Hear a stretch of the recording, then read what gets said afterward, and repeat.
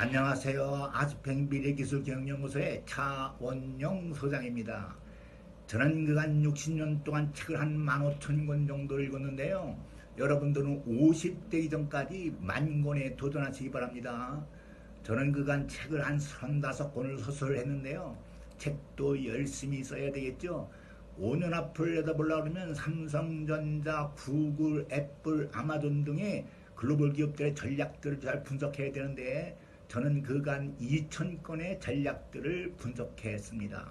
10년 앞을 내다보려고 하면 로봇, 자율차, 블록체인 등 특허들을 잘 분석해야 되는데 저는 그간 5,000건의 특허들을 분석했습니다. 20년 앞을 내다보려고 하면 네이처 사이언스 등지에서 발행되는 논문들을 잘 분석해야 되는데 저는 그간 5,000건의 논문들을 분석했습니다. 30년 앞, 50년, 500년 앞을 예측하려고 하면 불경 성경에서 말하는 예언자들의 미래의 예언서, 피타고라스, 플라톤들이 자연철학자들이 연구한 내용, 그리고 수메르 전자문서 등을 공부를 해야 합니다. 이상을 바탕으로 상상현실대다의 근간이 되는 시간, 공간, 인간의 매트릭스와 그한 매운 노하우와 인사이트를 여러분께 공유해 드리고자 합니다. 감사합니다.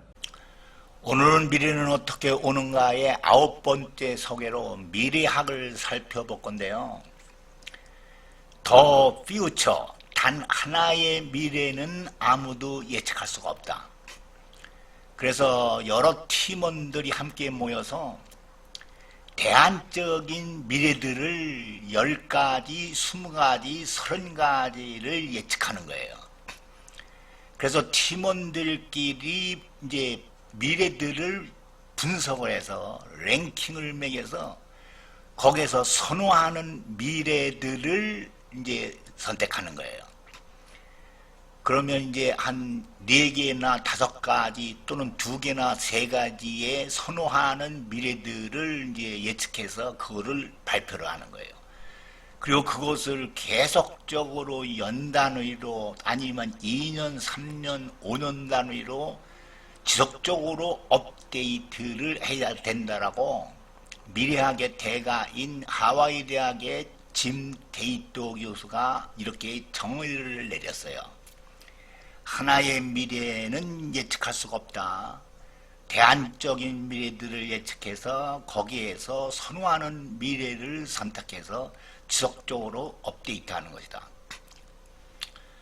짐 데이터 교수가 미래의 이미지, 즉 시나리오를 작성하는 방법을 소개를 했는데 지속적으로 성장할 것이다. 이렇게 지속적으로 아니다. 가다가 이렇게 붕괴할 것이다. 라는 시나리오. 아니다. 절제된 사회 또는 미래가 올 것이다. 이렇게 가다가 이렇게 절제가 되는 거죠. 이건 뭘 의미하는 거냐면 이제 환경론자들, 종교론자들이 이제 여러분들 뭘 개발한다든지 국토를 개발한다든지 어떤 기술, 인공지능을 개발할 적에 그게 반대를 하죠. 그래서 여기 가다가 이렇게 멈추는 걸 말하는 거예요. 그 다음에 4번째는 이제 변형된 사회가로 이제 진입할 것이다. 여기 보시면 이렇게 변형이 됐죠. 그래서 여기서 이제 급행창이 일어나는 거예요. 그래서 새로운 사회로 또는 미래로 들어갈 것이다.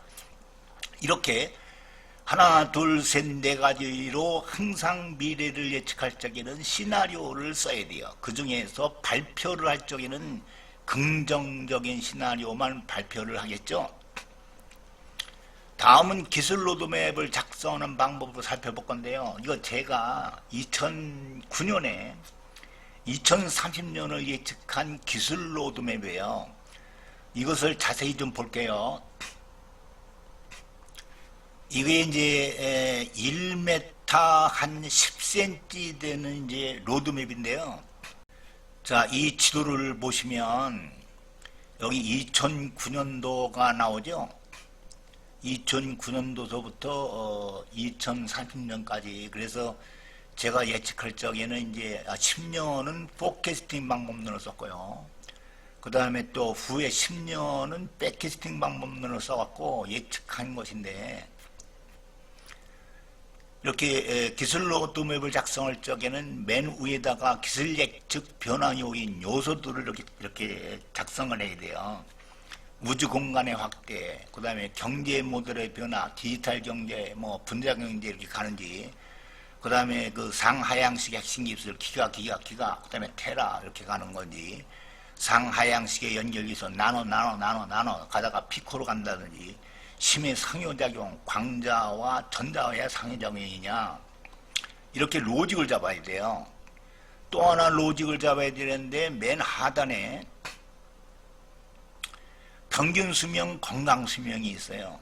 그래서 2009년도에 79세, 69세 이렇게 가다가 2030년에는 이제 90세, 86세 이렇게 이제 위 아랫단에 로직을 잡은 다음에 이제 논문과 이제 그 다음에 특허를 분석해서요 기술 2,000개를 매핑한 건데 이렇게 시간의 이제 기술, 그 다음에 여기 공간의 기술, 그 다음에 인간의 기술 이렇게 해서 매핑을 하게 되면 기술 로드맵이 나오게끔 되어 있습니다.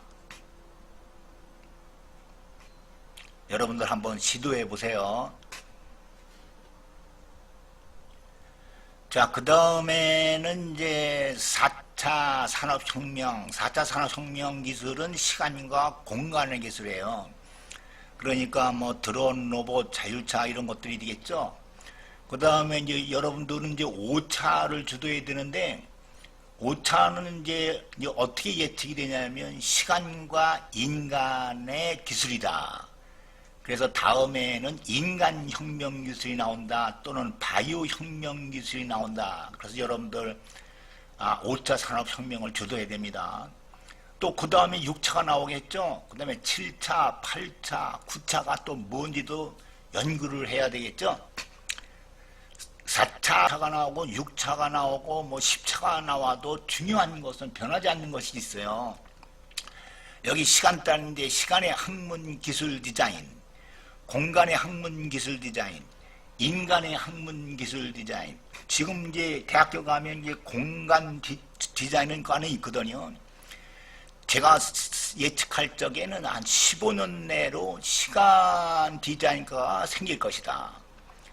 그래서 이제 빅데이터에서 스마트 데이터를 추출하고, 자, 다음에는 이제 모든 사람들한테 시간에 따라서 맞춤식 서비스를 할 것인데, 그것을 설계하고 디자인하는 기술이죠.